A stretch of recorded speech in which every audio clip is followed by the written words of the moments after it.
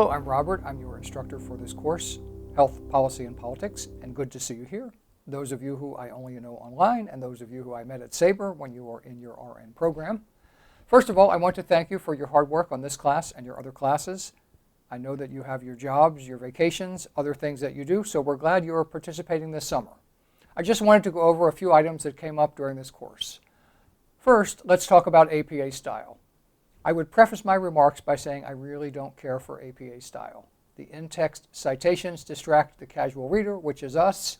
These are made for serious researchers who may know other people in the field. Students' papers usually are literature reviews, usually not from first-degree sources. This means that we aren't doing our own research. We are not working with the people doing the research. Rather, we have access to an online journal database, which is actually very good, and some of you looked at that. Others just got your work from the internet, and that's fine too. That takes less time. In any event, for nursing work, you do have to use the APA style for most of your assignments. For this class, the only exceptions were the letter to your representative and the PowerPoint. Now, some people used APA in those assignments, and I didn't take points off, but you did not have to. Otherwise, it's necessary because this is a class at a nursing school, after all.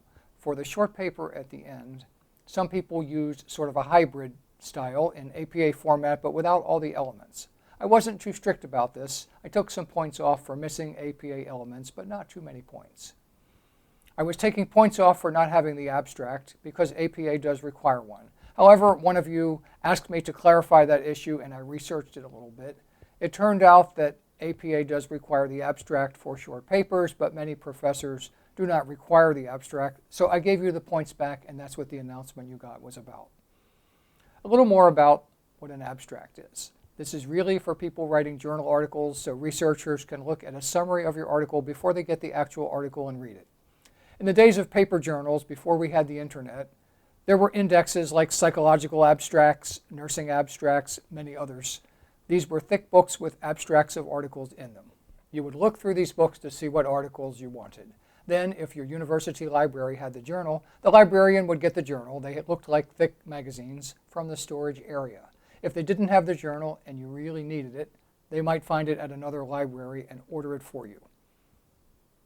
Anyway, in an abstract, many writers give a short introduction to the paper, tell us what they're trying to prove or what they're trying to explain to the reader, and sometimes they might list each source and tell a little bit about it, just one line or one phrase. You could write it this way. In this article, the writer presents a literature review about the relationship between RN staffing and patient falls. First, Smith, that's one of your sources, in an article in Journal of Nursing Safety from last year, described a study of 100 nursing home residents from 2 facilities with different staffing patterns. Then Jones, in Hospital Business Journal, published this February, describes a nursing home where nursing assistants given extra training were also effective in decreasing falls and injuries compared to aides without the training, something like that. Next item, APA requires you to have in-text citations. For most student papers, they are something you need to do. You could write it this way. Anderson, 1994, writes, blood pressure readings in a study of 1,000 patients were lower when family was involved in the care. That would be a direct quote. Now, you might also have an indirect quote where you are not using the exact words of the writer, and you could write something like this. Hospital stays were shorter, and that would be your own words, when nurse practitioners see patients as compared to physicians, parentheses, and then the writer's name and the year. Let's call that Kowalski 2013. Finally, a few remarks about your conclusions. Your essays and assignments need some kind of conclusion. Normally, the teacher is not telling you what you should think, but if the assignment calls for your opinion, you need to justify it. If you wrote about research, you need to sum up the conclusions of the researchers that you used for your sources. You do not need to write in conclusion. You do not need a subheading called conclusion or summary. Just sum up the paper in the last paragraph. Thank you very much. A little bit about creating presentations. Usually we call them PowerPoints. Actually, they can be PowerPoint, they can be Apple Keynote, they can be OpenOffice also. With the other formats that are not PowerPoint, you would just need to save as PowerPoint files so that people who only have PowerPoint on their computer would be able to open them. All of you know how to make these presentations, and pretty much everybody did a good job. The most important point I want to bring up is don't put too much on one page. When you are looking at the computer screen, the temptation is to put as much content as you possibly can. As a teacher who gives PowerPoints many times, trust me, it's very tedious to read that much material, and the people in the back can't see it. Don't ever use less than 20 point. 24, 30, 40, 48 is much better.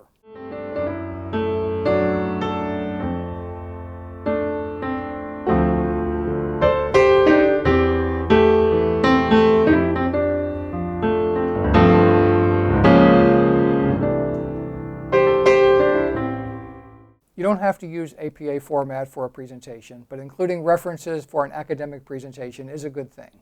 Also, if your presentation is making a point, giving your opinion, or summarizing a literature search, you would need to have a conclusion on the last slide. Remember, you don't have to entitle the slide conclusion, and please don't write in conclusion.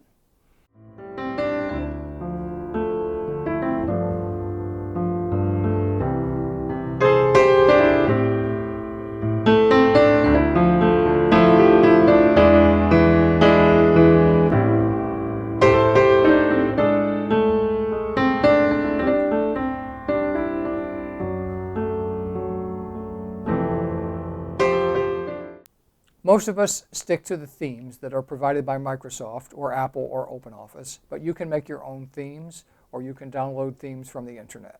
There are many tutorials on the internet, or you could get a PowerPoint book if you really want to make your own themes.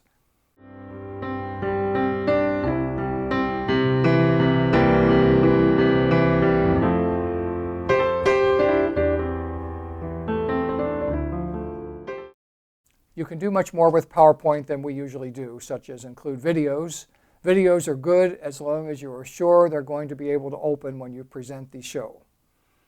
There are special effects that you can use, letters dancing around the screen, things like that. If you use these, you should do them well, and they should have a purpose.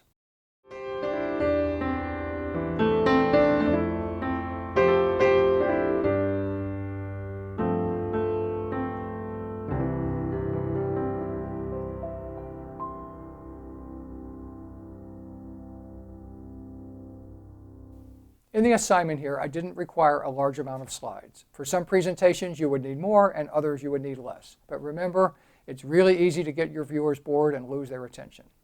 To sum it up as to PowerPoints, don't put too much on a page, don't use type that is too small, and make sure you have a conclusion. Also, be sure to try to engage your audience and be familiar with your material. Just reading the slides word for word will lose your audience most of the time. Thanks for reading or listening.